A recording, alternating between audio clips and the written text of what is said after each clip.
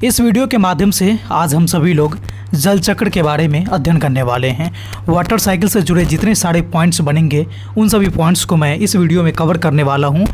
तो आज की इस वीडियो के माध्यम से आप क्या सीखेंगे, चलिए इस पे एक नज़र डालते हैं। सबसे पहले आप जानेंगे कि जल चक्र किसे कहते हैं। इसके बाद आप जानेंगे कि जल चक्र का अर्थ एवं परिभाषा क्या हो सकता है। साथ ही साथ जल चक्र का निर्माण किस तरह से होता है, इसको भी आप जानेंगे। और आप जल चक्र के कौन कौन से फ़ायदे हैं, इनके कौन कौन सी विशेषताएँ हैं, इसके बारे में अध्ययन करेंगे। जल चक्र के ना होने से क्या हमें नुकसान हो सकती है, इन सभी चीज़ों के बारे में बारीकी से और विस्तृत रूप से आप सभी लोग अध्ययन करने वाले हैं। तो स्वागत है एक बार फिर से आप सभी का आपके अपने YouTube चैनल आर्कर स्टडी पे। इस YouTube चैनल के इस वीडियो के माध्यम से हम सभी लोग आज जिस टॉपिक के ऊपर चर्चा करेंगे वह है हमारा जल चक्र। तो चलिए वीडियो को स्टार्ट करते हैं और सबसे पहले जानते हैं हम लोग कि जल चक्र ये आखिर होता क्या है। देखिए, जल चक्र यानी कि इसमें जो नाम है, इसमें दो शब्द आपको देखने को मिलेंगे। पहला है आपका जल और दूसरा आपको दिखाई देगा यहाँ पे चक्र। ठीक है, यानी कि जो चक्र चलेगा यहाँ पे, वो तो यहाँ इतना आप जान चुके होंगे, समझ चुके होंगे कि यहाँ पे जल का चक्र चलने वाला है। ठीक है, अब ये जो जल है, जैसे कि हम पृथ्वी की बात कर ले तो पृथ्वी पर विभिन्न जगहों पर आपको जल देखने को मिलेंगे। जैसे कहीं नदी पे मिलेंगे, कहीं तालाब में मिलेंगे, कहीं महासागर में देखेंगे, कहीं नल में देखेंगे, कहीं कुआं में देखेंगे, कहीं चापाकल में देखेंगे, तो कहीं कोई गड्ढे में इकट्ठा जल को देखेंगे। तो इस तरह से आप पाते हैं कि पृथ्वी पर अनेकों जगहों पर अनेकों रूप में जल पाए जाते हैं। और कुछ दिन देखने के पश्चात आप पाएंगे कि कोई गड्ढा में अगर जल है, ठीक है, तो वहाँ से क्या हो जाता है, या फिर कोई तालाब में जल है, तो धीरे धीरे आप पाएंगे कि उसका जल का स्तर है वो धीरे धीरे कम होते जाता है। लेकिन आखिर ये ऐसा होता क्यों है, कभी आपने सोचा है? अगर आपने नहीं सोचा है तो यह वीडियो आपको सोचने पर मजबूर करेगी और उसके कारण को भी खोज के देगी कि आखिर ऐसा होता क्यों है।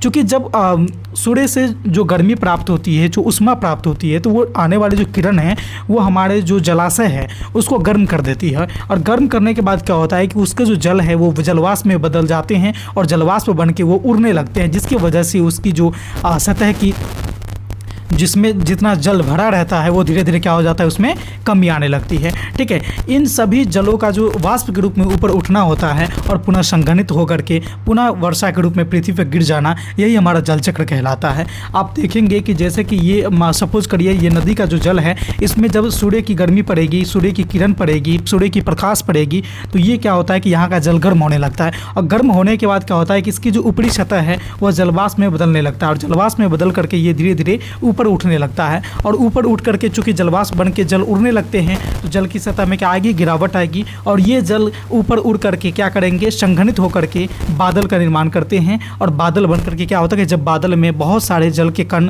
अणु एक दूसरे से चिपक जाते हैं तो भारी हो जाते हैं और पुनः वह पृथ्वी के गुरुत्वाकर्षण बल के कारण नीचे गिरना स्टार्ट कर देते हैं, जिसको हम लोग वर्षा के रूप में जानते हैं। और इस प्रक्रिया के द्वारा क्या होता है कि पुनः हमारे पृथ्वी पे जो जलवाष्प बन के उड़े थे वो वापस आ जाते हैं और यह एक सर्किल के रूप में चलती रहती है, चक्र के रूप में चलती रहती है, जिसे हम लोग क्या कहते हैं, जल चक्र कहते हैं।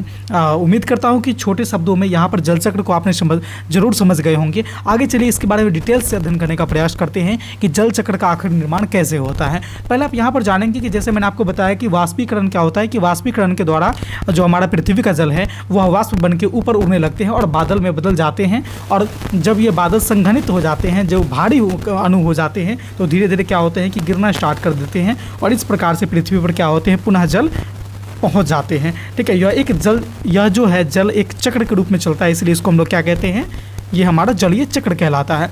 अब देखिए, सवाल यहाँ पर ये आता है कि क्या जितने सारे नदी, तालाब, झरना या फिर कोई भी कुआं वगैरह में जल इकट्ठा है, केवल वही जल वाष्प बन के ऊपर उड़ते हैं या फिर अन्य और भी चीज़ें हैं जिससे जल वाष्प बन के जल पृथ्वी से वायुमंडल में यानी ऊपरी सतह पे पहुंचते हैं? तो इसका जो जवाब होगा आपको कि केवल हम यहाँ पर तालाब नहीं कह सकते हैं और नदी नहीं कह सकते हैं, और भी अन्य कारण हैं जिससे हमें जल का वाष्पीकरण होता है। जैसे आप पाएंगे कि पेड़ पौधे को पत्ती से वाष्पोत्सर्जन होता है, यानी पेड़ पौधे के जड़ द्वारा जो जल को अवशोषित किया जाता है तो आवश्यक जल को वह संग्रहित रखते हैं। बाकी के जल क्या होते हैं कि पत्ती या फिर उसके तने के जो तने में जो छिद्र होते हैं उसके माध्यम से वो वातावरण में वाष्पीकृत हो जाते हैं, यानी इस प्रक्रिया को वाष्पोत्सर्जन कहलाता है। तो वाष्पोत्सर्जन के द्वारा भी जल का क्या होता है कि वाष्पीकरण होता है। साथ ही साथ जो हमारे सजीव हैं जैसे हम लोग हैं, श्वसन की प्रक्रिया के माध्यम से भी हम लोग क्या करते हैं, जल को वाष्पीकरण करते हैं, यानी वो जो जल है हम निष्कासित करते हैं,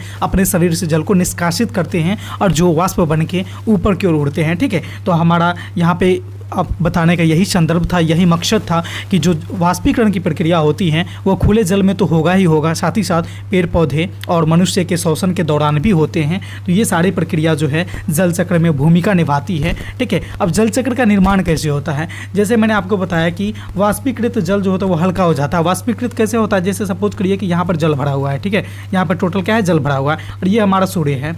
ठीक है, ये क्या है, हमारा सूर्य है। इसकी जो प्रकाश पड़ती है जिसकी वजह से क्या होगा कि ये जल जो है गर्म हो गया। अब गर्म होकर के क्या होता है कि वाष्प में बदल जाता है। गर्म होकर के क्या होगा, वाष्प में बदल जाएगा, और वाष्प जो होते हैं वो हल्का होते हैं, इसलिए क्या होंगे कि ऊपर की ओर उड़ना शुरू कर देंगे, ऊपर की ओर उड़ना शुरू कर देंगे, और एक निश्चित ऊंचाई पर जाने के बाद क्या होते हैं कि ये वहाँ पर रुक जाते हैं, इससे ऊपर नहीं जाते हैं, और एक ही जगह पर क्या हो जाते हैं, ये संघनित हो जाते हैं। और जब सभी जल के अणु एक साथ जब संघनित होंगे तो क्या हो जाते हैं, वो भारी हो जाते हैं, और जैसे ही भारी होंगे तो क्या करेंगे कि वो सब जो है गिरना शुरू कर देंगे। और जब वो गिरना शुरू करते हैं, क्यों गिरना शुरू करते हैं? तो पृथ्वी में एक गुण होता है गुरुत्वाकर्षण का गुण, जो चीज़ों को अपनी ओर खींचता है। इसी प्रकार से जो है यहाँ पे जल के बूंदों को भी वो अपनी ओर खींचेगा, और जिसके माध्यम से क्या होता है, जिसके फलस्वरूप जल के बूंद पृथ्वी की तरफ गिरना शुरू कर देता है, जिसको हम लोग वर्षा कहते हैं। ठीक है, जिसको हम लोग वर्षा के नाम से जानते हैं। और इन सारे प्रक्रिया के माध्यम से आप देखेंगे कि जो जल जो है वाष्पोत्सर्जन यानी वाष्पीकरण के दौरान ऊपर गया था, पृथ्वी की सतह से दूर गया था, वह जलवाष्प जो है वही जलवाष्प वर्षा के रूप में पुनः पृथ्वी पर आ जाते हैं। यानी कि जितना लॉस हुआ है उतना फिर वापस आ जाते हैं। तो इस तरह से आप पाएंगे कि इसका एक चक्र चलते रहता है। यह चक्र जल है, और इसी चक्र को हम लोग क्या कहते हैं, जल चक्र के नाम से जानते हैं। ठीक है, इस प्रकार से हम लोग पाते हैं कि जितने सारे जो जल थे वाष्पीकरण की प्रक्रिया के माध्यम से पृथ्वी से जो दूर गए थे, उड़ गए थे, वो सभी के सभी संघनित होकर वर्षा के रूप में पुनः पृथ्वी पर आ जाते हैं। और चूंकि यह एक प्रक्रिया जो है एक चक्र के रूप में चलता है, इसीलिए इस प्रक्रिया को हम लोग क्या कहते हैं, इसीलिए इस प्रक्रिया को हम लोग जल चक्र के नाम से जानते हैं। ठीक है, इस प्रक्रिया को क्या कहते हैं, हम लोग जल चक्र कहते हैं, जिसमें आपको मैंने एक तस्वीर के माध्यम से समझाने का प्रयास किया है। आप देखेंगे समुद्र का जल है, यहाँ पर वाष्पीकरण हो रहा है, सूर्य के से प्रकाश वहाँ पर आ रहा है जिससे ऊष्मा मिलती है, और ये क्या करते हैं, संघनित हो जाते हैं, फिर ये बादल बनते हैं, और फिर क्या करते हैं कि बादल से बूंदे धीरे धीरे गिरती है, जिसे हम लोग क्या कहते हैं, वर्षा कहते हैं। और ये पुनः जल बह करके समुद्र में आ जाते हैं। पुनः यही प्रक्रिया होगी, फिर से बादल बनेंगे, फिर से वर्षा होगी, फिर से समुद्र में जाएंगे, फिर से वाष्पीकरण की प्रक्रिया होगी। यह प्रक्रम चलती रहती है, और इसी प्रक्रम को हम लोग क्या कहते हैं, जल चक्र कहते हैं। आई होप कि जल चक्र आपको अच्छे से समझ में आ गई होगी। जल चक्र से जुड़े जितने सारे पॉइंट्स बनते थे मैंने आपको यहाँ पर बताया। अब एक चीज़ और मैं आपको बताऊँगा, वह है जल चक्र की क्या विशेषता है, आखिर जल चक्र हमारे लिए क्यों आवश्यक है, जल चक्र का होना क्यों ज़रूरी है। देखिए, सबसे पहला जो यहाँ पर पॉइंट बनेगा कि जल चक्र के माध्यम से क्या होता है कि पृथ्वी पर वाष्पीकृत जितने जल होते हैं वह पुनः वापस आ जाते हैं। अगर सपोज करिए कि जल चक्र होता और उसमें जल चक्र में जो ये चक्रीय प्रक्रिया है, यह प्रक्रिया अगर नहीं होती तो वो जलवाष्प बन के जो जल ऊपर उड़ जाते, वो तो ऊपर ही रह जाते, नीचे तो आते नहीं। तो ऐसे में क्या होता है कि पृथ्वी पर जल जो है वह खत्म हो जाती, आसानी से खत्म हो जाती, बहुत जल्द खत्म हो जाती। ठीक है, तो इसीलिए जल चक्र का होना बहुत ज़रूरी है, चूँकि पृथ्वी पर ये जल वापस पुनः आ जाते हैं। इसका जो दूसरा पॉइंट है कि जल चक्र के माध्यम से जलों का शुद्धिकरण होता है। ठीक है, यहाँ पर जो मिसटाइपिंग है, जीलो लिखाया हुआ है, जीलो नहीं है, जल है। ठीक है, तो जल चक्र के माध्यम से क्या होता है कि जल का शुद्धिकरण होता है। एक आपने साइंस में एक टर्म आपने पढ़ा होगा, वाष्पीकरण के माध्यम से क्या होता था कि जैसे कोई गंदा भरा जल है जिसमें गंदगी है, ठीक है, जिसमें क्या है, गंदगी है, तो उस जल को आप क्या करेंगे ना कि उसको गर्म करिएगा, और जो वाष्प बन के जो बूंद के रूप में इकट्ठा होगी उसको आप कहीं पर स्टोर कर लीजिए, तो वो आपका शुद्ध जल होता है। ठीक है, इसीलिए जब जल ऊपर की ओर उड़ता है तो गंदगी नीचे ही रह जाती है, केवल शुद्ध जल ही हवा के रूप में, वाष्प के रूप में बन के ऊपर उड़ते हैं, और पुनः जो वापस आते हैं इस प्रक्रिया के दौरान क्या होता है कि हमारा जल जो है वह शुद्ध भी होता है। ठीक है, तो तीसरा पॉइंट की ओर चलते हैं कि जल चक्र जो है वह कृषि और पौधों के लिए अति महत्वपूर्ण है। कृषि की प्रक्रिया के लिए हो या फिर पौधों के लिए हो, या फिर ऐसे भी हम कह सकते हैं कि जल चक्र जो है वह सजीवों के लिए बहुत ज़्यादा महत्वपूर्ण है। ठीक है, यह भूमि में रहने वाले जीवों के लिए काफ़ी महत्वपूर्ण है। कैसे, तो चलिए इसको भी मैं थोड़ा सा बता देता हूँ। जैसे कि भूमि में रहने वाले जो जीव होते हैं उसको जल की आवश्यकता होती है।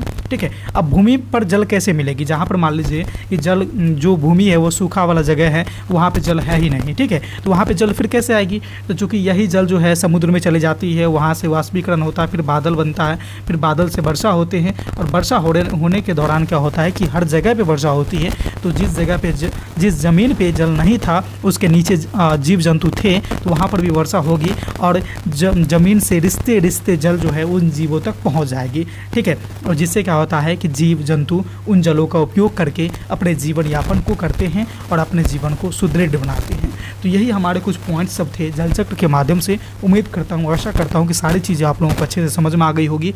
तो यह वीडियो कैसी लगी, जल चक्र आपको अच्छे से समझ में आई अथवा नहीं आई, आप हमें कमेंट के माध्यम से ज़रूर बताइएगा। वीडियो कैसी लगी, अच्छी लगी, बुरी लगी, ये बातें भी आप हमें कमेंट के माध्यम से ज़रूर बताइएगा। और हाँ, अगर आप हमारे चैनल पर पहली बार आए हैं, पहली बार इस वीडियो को देख रहे हैं, तो चैनल को सब्सक्राइब कर लीजिए और साथ ही साथ बेल वाले आइकन को इसलिए प्रेस कर लीजिएगा क्योंकि इस तरह के रोचक, महत्वपूर्ण और उपयोगी वीडियो मैं जब कभी भी अपलोड करूँ तो उसका नोटिफिकेशन आप तक सबसे पहले पहुंच जाए। तो इस वीडियो में बस इतना ही था, फिर मिलते हैं अगले वीडियो में नए टॉपिक के साथ। तब तक के लिए देखते रहिए हमारे चैनल आर्कर स्टडी को। धन्यवाद।